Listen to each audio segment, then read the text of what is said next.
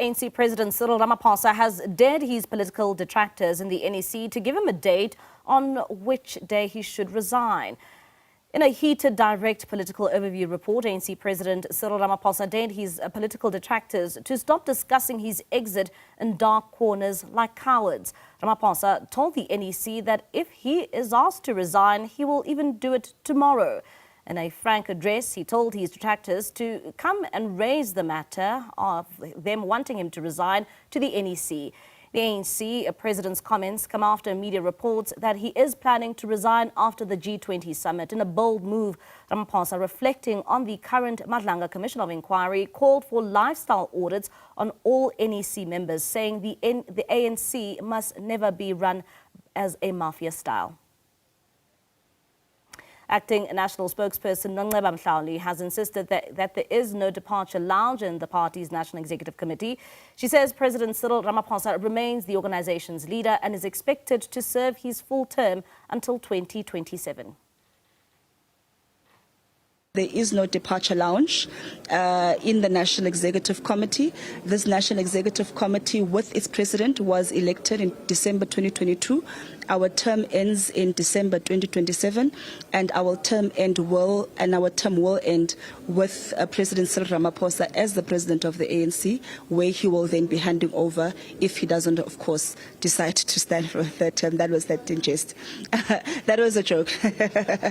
but to answer your question, there is no departure lounge. President Ramaphosa is the president of the ANC, and that his term ends in 2027 in the ANC, and that whatever other rumors that are there, we cannot speak to or verify for any other reason. And for more on this, we are now joined by SABC News political reporter Samkele Maseko. He joins us now in studio for the latest developments within the ANC. And Samkele, thank you so much for your time this evening. I mean, you asked that question, right, during that press briefing today on the last day of the ANC's NEC. And it turns out, from what you are now reporting on, that it was quite a heated political report. Indeed, it was during the opening of the ANC's National Executive Committee. In his political overview report, the ANC president basically threw down the gauntlet on his political detractors and said that stop discussing my name and my exit in dark corners. Have the necessary mantle to come to the National Executive Committee and tell me to my face that I should leave and stop being cowards. He essentially said that give me a date and we will come and discuss this particular matter, and that he will not be at the center of dividing the African National Congress. If he is told to leave, he will do it as in tomorrow and not cause any problems. But interestingly, where he was essentially laying down the gauntlet to National Executive Committee members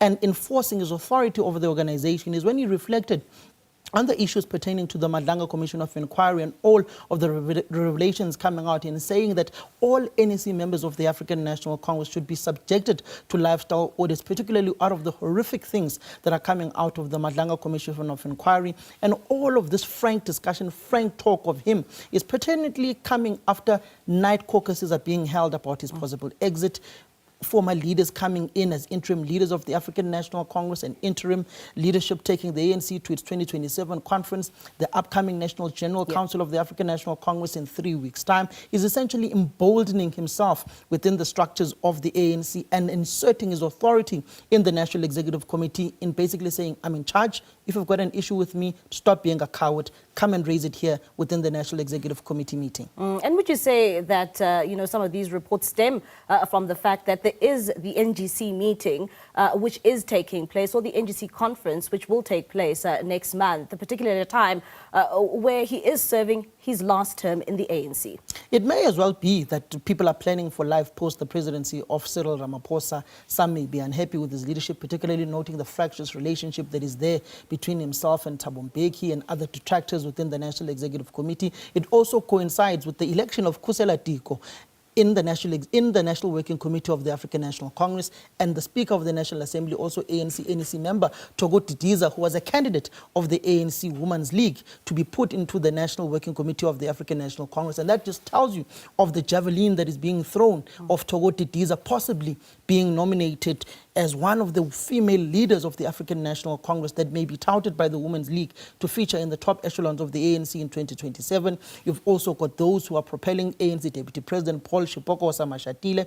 But this essentially emboldens the current president to say, I'm in charge. If you've got an issue with me, I want these two people, Kusela Tigo, Togo Tidiza in the National Executive Committee. Togo Tidiza got 71 votes, the highest votes of anyone else who contested this time around to be forming part of the ANC's National Working Committee. But the crux of it is, he's further emboldened going towards the National General Council out of this NEC meeting, further emboldened going towards the G20 Summit, noting some of the negative reports of Xi Jinping not coming. It's not the first time that Xi Jinping also doesn't come to a G20 Summit. It's not the first time that an American president doesn't go to a G20 Summit. It's happened in years before. So ultimately, he is steering the ANC in the direction that he wants it to go, but also emboldening himself, taking those particular jabs at his political detractors. And Samkele, I mean, you keep on saying emboldened. And would you say that this is the first time we are seeing this political stature from President Cyril Ramaphosa, particularly in the NEC meeting?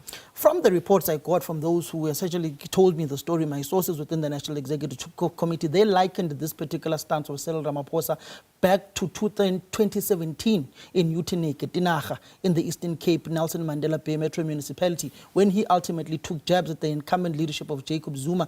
At the time, also likened it to when he spoke out against how he differed with the president in the firing of the finance minister alongside Gwede Mantashe. Zwelini Mkhize at the time was Treasurer General of the African National Congress. They're essentially saying that this is vintage Cyril Ramaphosa, a Cyril Ramaphosa who's not scared, who goes directly to his political detractors and doesn't wait for them to come to him, but essentially says that they say in isiZulu, he was basically calling his political detractors to say, no, don't be faceless, come here, let's discuss, boys, let's bring it on.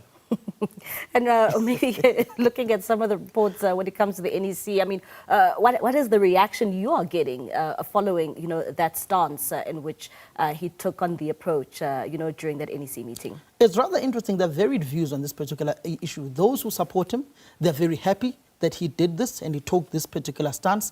Those who are detractors are saying, no, it's not that. It was addressing Mundle Kungubele and his supporters like Joe Pahla. It was not him going after us. So you've got a myriad of views. But interestingly, there was also another battle.